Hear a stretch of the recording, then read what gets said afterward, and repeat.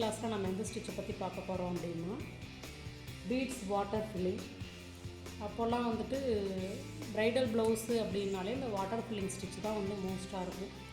அந்த water filling stitch வந்து நம்ம த்ரெட் ஒர்க்கில் பார்த்துருக்கோம். பீடு ஒர்க்கில் எப்படி அப்படின்றது தான் இப்போ பார்க்க போகிறோம். சரிங்களா?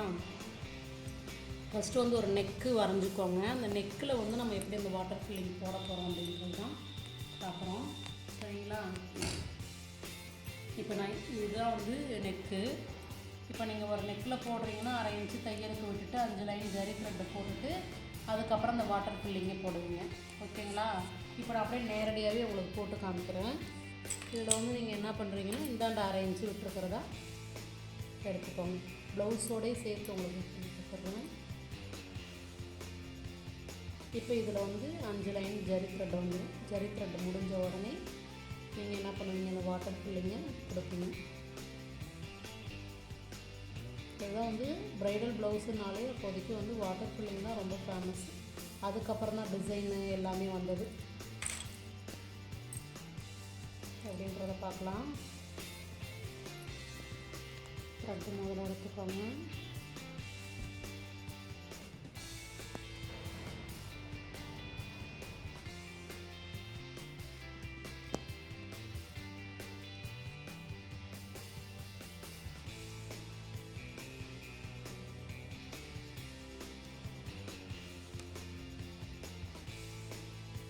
நல்லா நாட்டு போட்டுக்கோங்க. நாட்டு போட்டுக்கிட்டு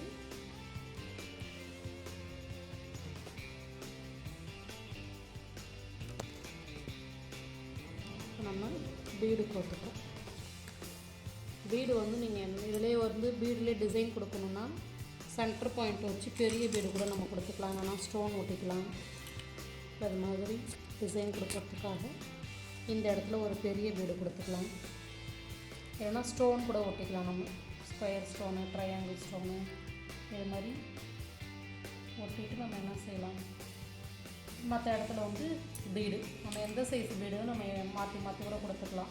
இல்லை நமக்கு ஒரே சைஸ் பீடு வேணும்னாலும் ஒரே சைஸ் பீடும் கொடுத்துக்கலாம். ஓகேங்களா?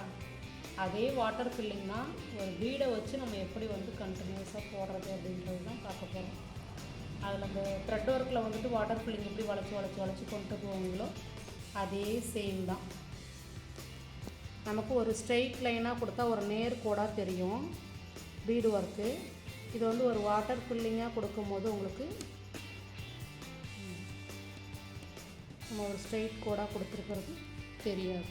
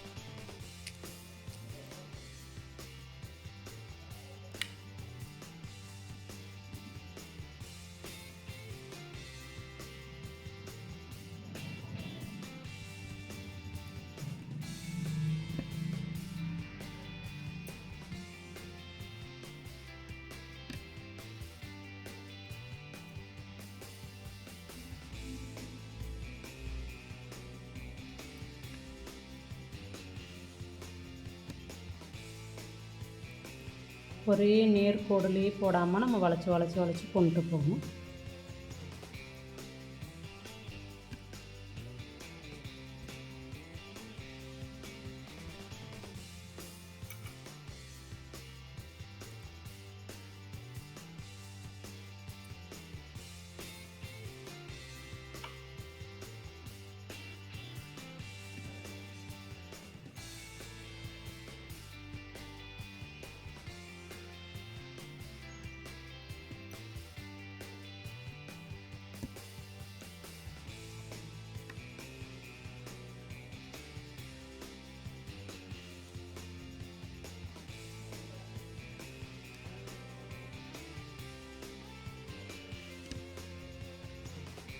நம்ம வந்து ஒரு ஸ்ட்ரைட் கோடாக போட்டிங்கன்னா உங்களுக்கு பீடு வந்து நேர் கோடாக தெரியும், நேராக போட்டுக்கிட்டே போனோன்னா. ஆனால் இதில் வந்து என்னென்னா நம்ம மாற்றி மாற்றி போட்டால் தான் உங்களுக்கு வந்து அந்த இது தெரியாது.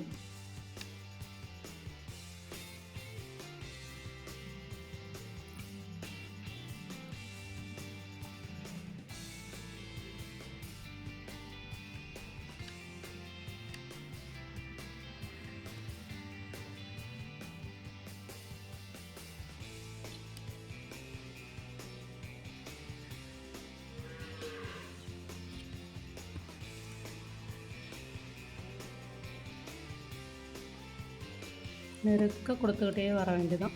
வளைச்சி வளைச்சி நம்ம ஒரு நேர் கோடாக கொடுத்தோன்னா ஒரு ஸ்ட்ரெயிட் லைன் ஆகிடும்ன்றதுனால ஒரு பீடாக வந்து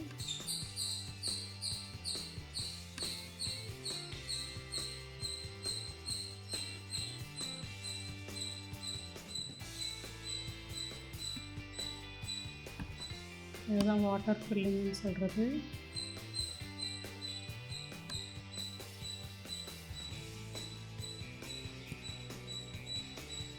கொடுக்க தான் உங்களுக்கு அது தெரியும் இந்த டிசைன்.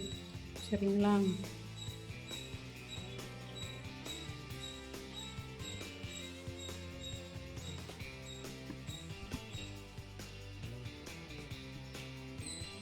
உள்ளே வந்து வாங்க. ஏன்னா இப்போ நேராகவே போயிட்டிங்கன்னா இது வளைச்சிக்கும், அந்த பீடு வந்து வளைச்சிக்கிட்டு கேப் விழுந்துடும். அப்போ நம்ம உள்ளே ஒரு நாட்டு கொடுத்து அதுக்கப்புறம் அடுத்த பீடை போடணும்.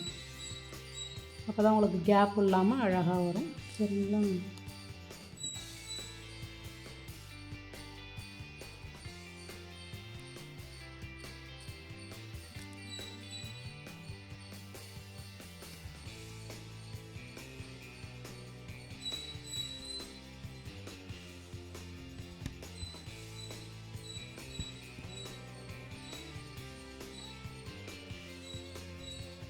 நேர் கோடாக தெரிஞ்சுன்னா திரும்ப அதை வளைச்சிருங்க. வளைச்சிட்டு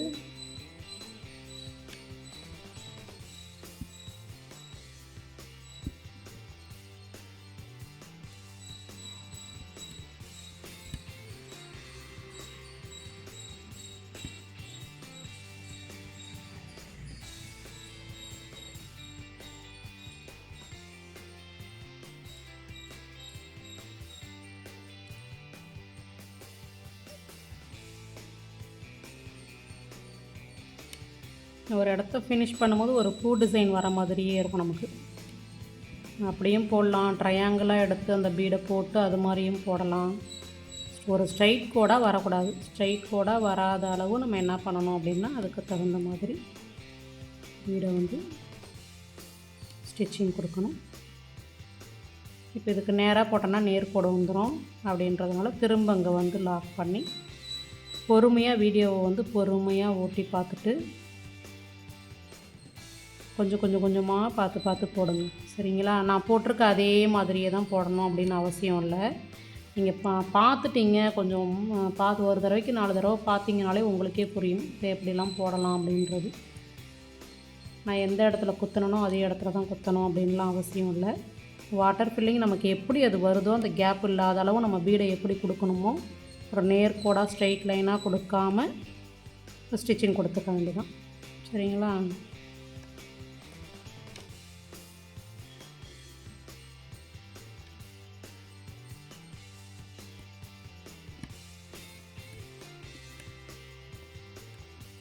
ரொம்ப வந்து டைட்டும் கொடுக்கக்கூடாது. ஏன்னா பீடு வந்து மேலே ஏறிக்கும். மேலே ஏறுற அளவும் நீங்கள் டைட்டு கொடுக்கக்கூடாது. பார்த்து அதுக்கு தகுந்த மாதிரியே கேப் விழாதபடி நம்ம போடணும். இப்போ இந்த ப்ரைடல் வந்து எப்படி இந்த வாட்டர் ஃபில்லிங் எப்படி இருக்கும்னா இந்த இடம் வந்து ரொம்ப ஸ்ட்ராங்காக இருக்கிற மாதிரி இருக்கும், முறப்பாக இருக்கிற மாதிரி அந்த இடம் ஃபீல் ஆகும் நமக்கு ஸ்டிச்சிங் கொடுத்ததுக்கப்புறம்.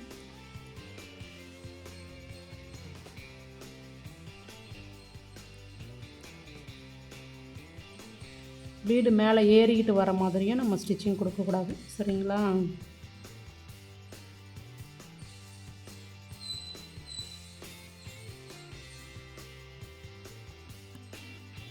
பீடு மேலே ஏறிக்கிட்டு வர்றது அப்படின்னா என்னென்னா உங்களுக்கு காமிக்கிறேன். இப்போ இந்த இடத்துல உங்களுக்கு வந்து பீடு வந்து ஹோல் கேப்பு தெரிகிற மாதிரி இருக்குது, நம்ம இங்கே ஒரு பீடு கொடுப்போம் அப்படின்ட்டு இதுக்கு மேலே போய் ஒரு பீடு கொடுக்கக்கூடாது. அப்போ என்ன செய்யணும்னா இன்னொரு பீடு மேலே நம்ம கொடுக்குற பீடானது மேலே ஏறிக்கிட்டு நிற்கிற மாதிரி இருக்கும். இதை பாருங்கள், இதை விட கேப் இன்னும் கொஞ்சம் பெருசாக கூட கிடைக்கும். அப்போ அதை நம்ம சரி பண்ணி எப்படி போடணுன்றது தான் பார்க்கணும். முடிஞ்சு நம்ம பீடை வந்து மேலே ஏற்றிக்கிட்டு போடக்கூடாது. அதுதான் வந்து மேலே ஏற்றிக்கிட்டு போடுறோம் இது அப்படின்னு சொல்கிறோம். இப்போ இதில் போட்டு காமிக்கிறேன் பாருங்கள். உங்களுக்கு நான் என்ன பண்ணுறேன் அப்படின்னா இதை கொடுத்துட்டு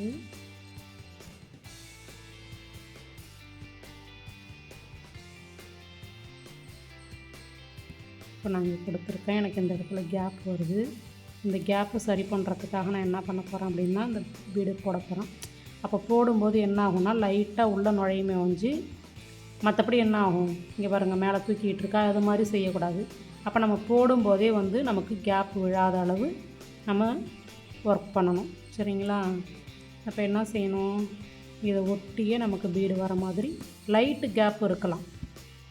ரொம்ப அதிகமான ஒரு பீடு 3/4 பீடு உள்ளே நுழையிற அளவு கேப் இருக்கக்கூடாது. சரிங்களா?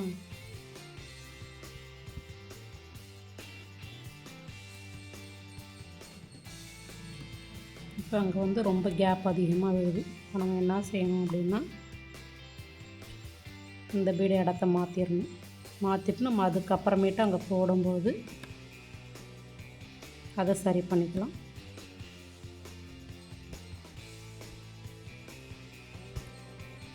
எப்படி வாட்டர் ஃபில்லிங் போடணுன்றது உங்களுக்கு புரியுதுங்களா?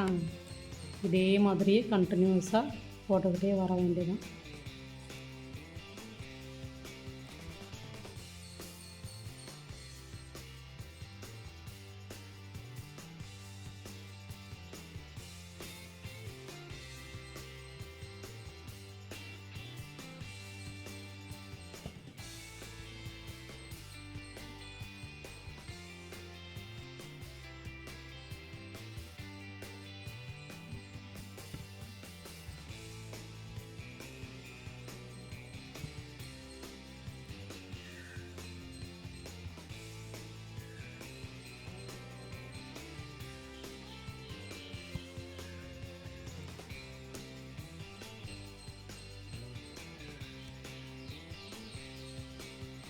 இங்கே பீடு கொடுக்க சரி வராது, ஸ்ட்ரைட் லைன் வராது. அது அந்த கேப் இருந்தால் ஒன்றும் பிரச்சனை இல்லை.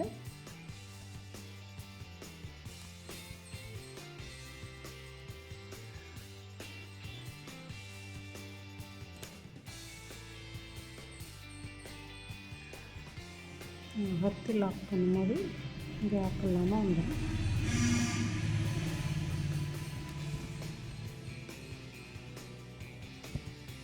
எப்படி போடணுன்றது உங்களுக்கு புரிஞ்சிச்சுங்களா? இதை வந்து திரும்ப கண்டினியூஸாக பார்த்துக்கிட்டே இருந்தீங்கன்னா உங்களுக்கு எப்படின்றது நல்லா புரியும். ஓகேங்களா? வாட்டர் ஃபில்லிங்கு நீங்கள் போட்டு பாருங்கள். நான் ஏற்கனவே போட்டிருக்கிறதையும் உங்களுக்கு காமிக்கிறேன்.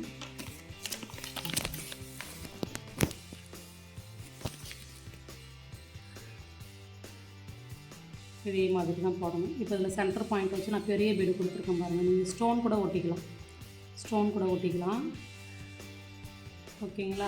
இப்போ இதிலே வந்து நான் மிஸ்டேக் பண்ணியிருக்கிறதையும் உங்களுக்கு காமிக்கிறேன். அப்போ தான் உங்களுக்கு தெரியும். இப்போ இந்த லைன் பாருங்களேன், இது வந்து ஒரு ஸ்ட்ரெயிட் லைனாக போட்டிருக்கேன் பாருங்கள். தெரியுதுங்களா பார்த்த உடனே? அதுமாரி இந்த லைனும் பாருங்கள், ஒரே ஸ்ட்ரெயிட் லைனாக போட்டிருக்கேன். அப்புறம் அந்த பீடு வந்து மேலே தூக்கிட்டு இருக்குது. இதெல்லாம் இல்லாத அளவு நீங்கள் போடணும். அதுக்காக தான் உங்களுக்கு காமிக்கிறேன். சரிங்களா? ஓரம் வந்து அழகாக கரெக்டாக நம்ம கொண்டு வரணும். வளைச்சி நீங்கள் ஒரு ட்ரையாங்கிள் ஷேப்பில் அந்த பீடை போட்டுக்கிட்டே வந்தால் கூட உங்களுக்கு அந்த வாட்டர் ஃபில்லிங் வந்து நல்லா ஃபினிஷ் ஆகும். சரிங்களா? இதே மாதிரி வாட்டர் ஃபில்லிங் ஸ்டிச்சு போட்டு ஃபோட்டோ எடுத்து அனுப்புங்க. நன்றி, வணக்கம்.